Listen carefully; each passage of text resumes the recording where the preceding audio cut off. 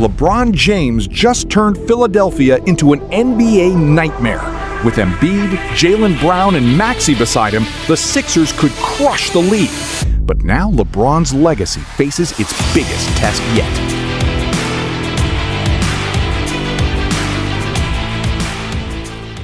Yeah, that's why I think this is about the Celtics. Like the Lakers, I just have a lot more questions about them.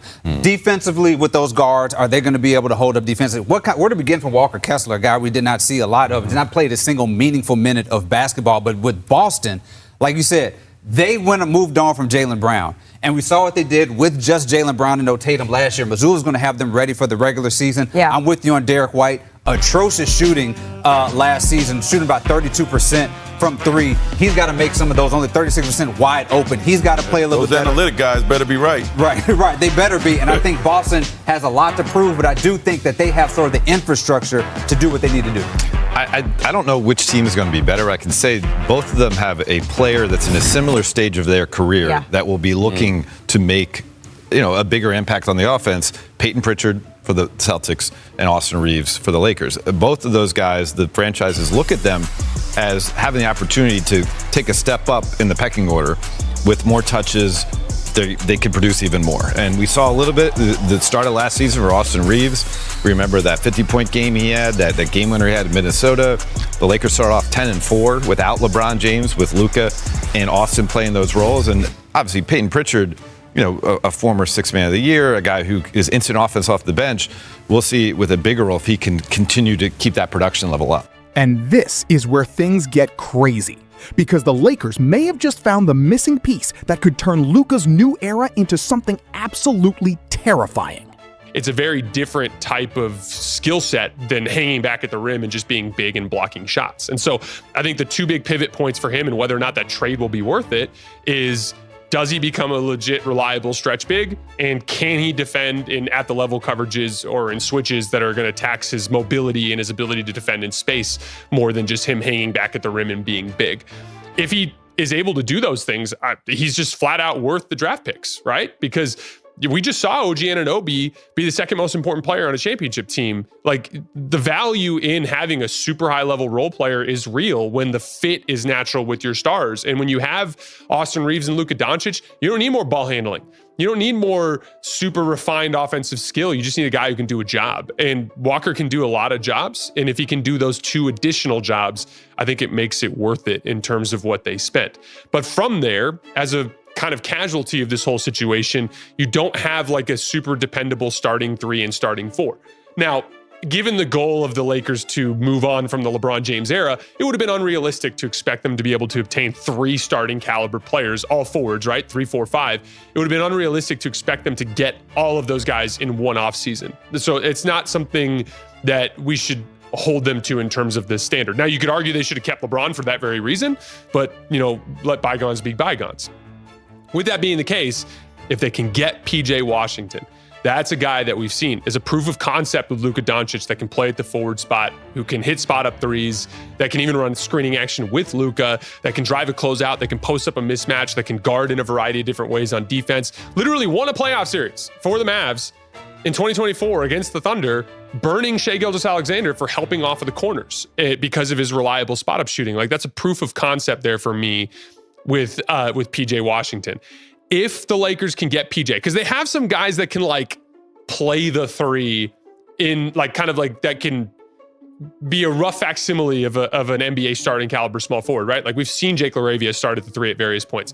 I think Quinn Grimes can certainly start at the three for the Lakers if they need him to. Cameron Carr is like the draft pick for the Lakers I've been most excited about over the last few years.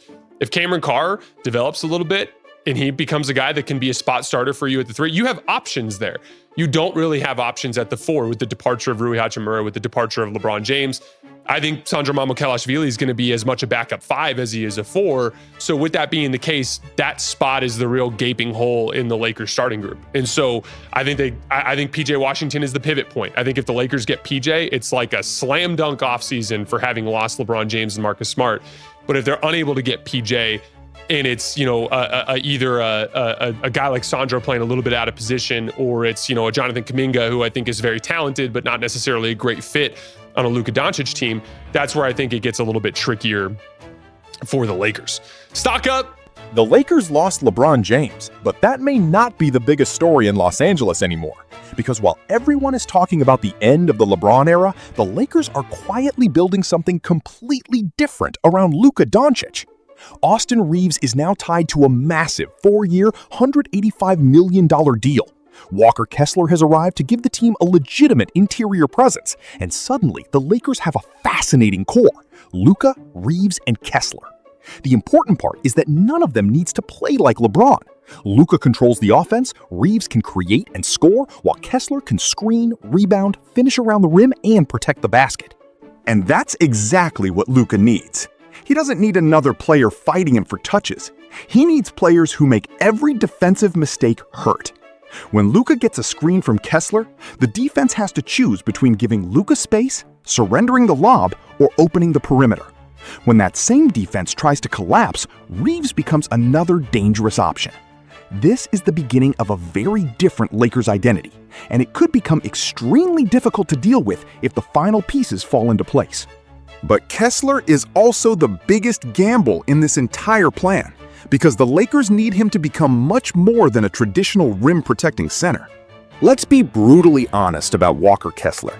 The Lakers aren't paying him because they expect another offensive superstar. They're betting on a very specific skill set becoming more complete. In his last full season, Kessler averaged 11.1 points, 12.2 rebounds, and 2.4 blocks per game over 58 appearances, showing exactly why his defensive potential is so valuable. But in today's NBA, protecting the rim isn't enough. The real questions are whether Kessler can become a reliable enough stretch threat and whether he can defend in space when opponents force him away from the basket.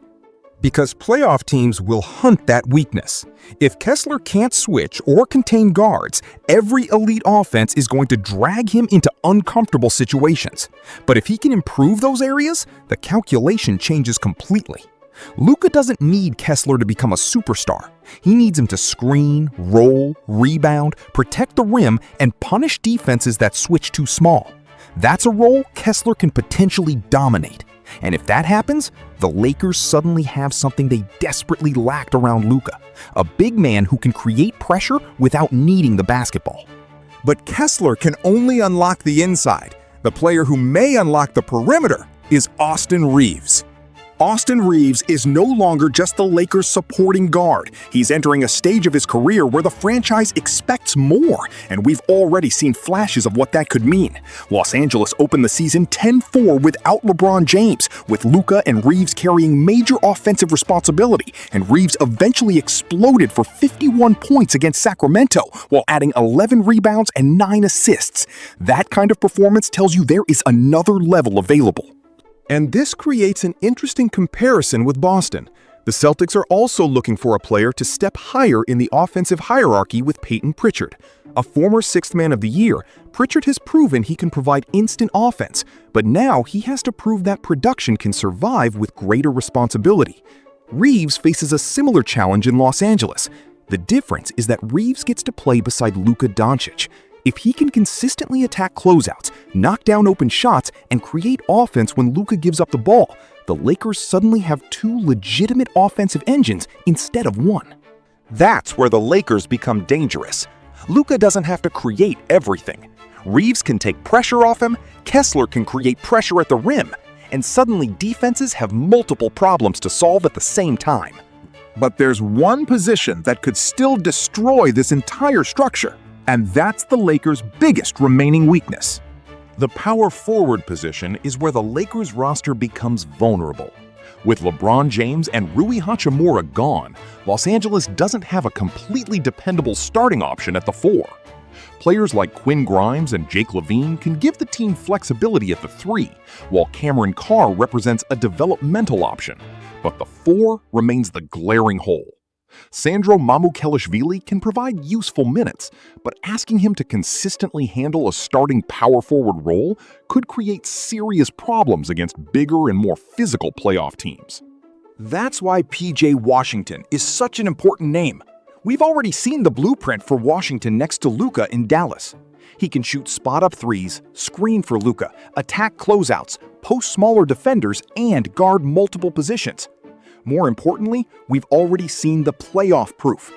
During Dallas's 2024 postseason run against Oklahoma City, Washington punished the Thunder when Shai Gilgeous-Alexander helped off him because Washington could reliably punish those defensive rotations from the perimeter. Now imagine that player in Los Angeles. Luka has the ball. Kessler occupies the interior. Reaves creates another threat. Washington spaces the floor and attacks whatever the defense gives him. Help on Luka, Washington shoots. Stay home, Luka attacks. Collapse inside, Kessler becomes the lob target. That is why Washington could be the missing piece that turns a good Lakers offseason into a potentially spectacular one. And if Los Angeles actually completes that move, the entire conversation around the Luka era changes. If the Lakers land PJ Washington, you can make a very strong argument that this becomes a slam dunk offseason after losing LeBron James and Marcus Smart. Not because Los Angeles replaced LeBron with another superstar, but because they finally started building around Luka's actual strengths. Luka doesn't need another player demanding the offense. He needs elite complementary pieces who can shoot, screen, defend, and punish mistakes. Kessler could become the defensive foundation. Reaves could take another enormous step offensively. Washington could finally fill the hole at power forward. And Luka could become the conductor instead of the entire orchestra. That's the difference. The Lakers don't need Luka to rescue them every night. They need a roster that makes Luka's brilliance even more devastating. But if Washington doesn't arrive, the questions become much louder. Can Los Angeles survive with players out of position? Can Sandro handle the four? Can the Lakers withstand playoff teams repeatedly attacking that weakness? Because the postseason doesn't forgive roster problems. Elite teams find the crack, attack it, and keep attacking until the entire structure starts to collapse. So this is bigger than one player. This is the moment the Lakers decide what the Luka Doncic era is actually going to look like. Because if they get the final piece, the conversation may no longer be, can Luka carry the Lakers? It could become something much more frightening. Who in the West can actually stop them? Yo, mic check 1 to 2, -1, -2. Game over for this video, folks. Smash that like button, drop a comment, and subscribe to stay in the huddle for more. This is NFL Madness, bringing the heat and signing out.